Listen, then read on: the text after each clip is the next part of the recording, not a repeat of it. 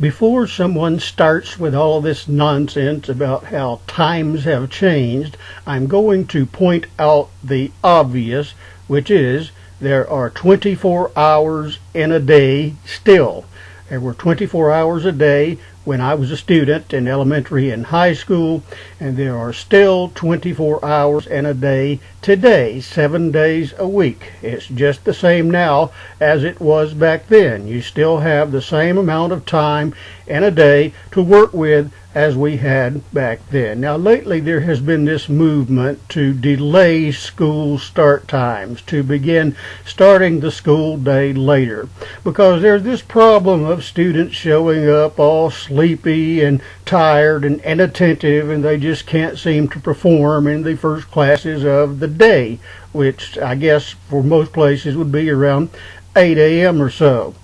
And the proposed solution to all of this is to delay school start times. I think some places may want to delay school start time as late as 9 o'clock in the morning, and then possibly having students get out of school later, maybe 3:30 or 4 p.m. And that's just nonsense, because there's no reason at all that elementary and high school students and their parents shouldn't be able to work with an 8 to 2 or 2:30 schedule. Now, when I was a student in elementary and later in high school, our school hours were 8 a.m. to 2:30 p.m. 8 a.m. to 2:30 p.m. Can't get much better than that, in my opinion, for public schools. So we would get up about 6 o'clock in the morning and spend about an hour, yes, about an hour, getting ready to go. And that involved getting dressed, having breakfast, getting school books together, all of that kind of thing. And then during the 7 o'clock hour, maybe a little after 7, we would head out to the school bus stop, ride the school bus, and get to school somewhere sometime before 8 o'clock. And that tardy bell, the bell that signaled the beginning of the day, well, actually there was a warning bell that went off about 7:55, and then the late bell would go off at 8 o'clock, and you were late if you were after 8 o'clock and could potentially be in trouble. And so the school day ran from 8 a.m. to 2:30 p.m., at which time it was time to go get on the buses, and we'd be home by 3:15 or so. Then we'd have the entire afternoon up until bedtime to do whatever it is that we needed to do or wanted to do. And sometimes during those afternoon hours I would go and visit friends of mine, or they would come and visit me. But only for a few hours, not up into the night. Most evenings on school night I was at home. And my siblings, school night evenings were simply spent at home, having dinner, getting baths or showers, and watching television. And you know what our bedtime was? 9 p.m. That may be completely shocking to a lot of people today, but we had an enforced bedtime of 9 p.m., and that gave us about 9 hours, actually, of sleep before it was time to get up.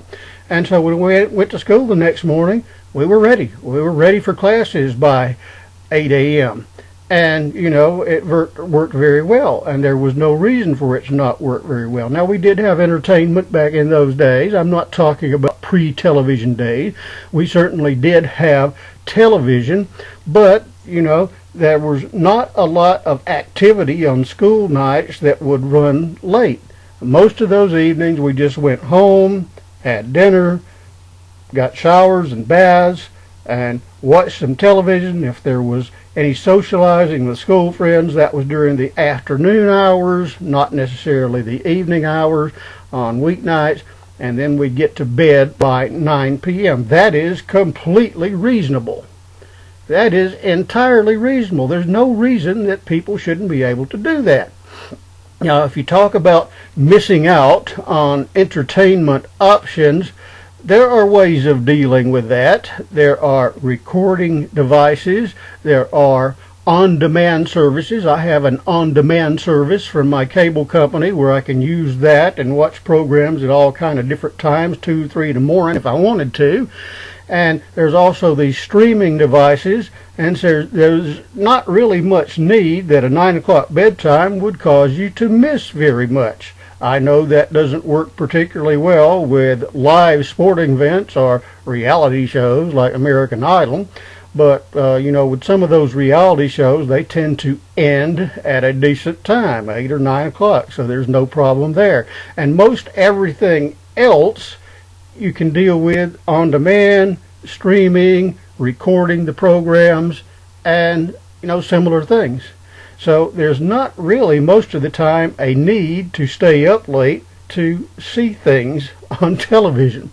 Now, I know that people want to be they're engaged with their electronic devices, their iPods, their smartphones, their computers, and they want to be in touch with their friends, but there's no reason at all that couldn't stop shortly before 9 o'clock. There's no reason at all it couldn't stop. If you have to check in with your electronic devices, you can do that shortly before 9 o'clock. You can do it again early in the morning, right after you get out of bed. If you're just afraid of missing out on something on Facebook or Instagram or somewhere else on the internet, you can check it about 8:30 in the evening, or you can check it right after you get up in the morning, and then you have the whole afternoon. As far as social activities, I think people just run around entirely too much these days.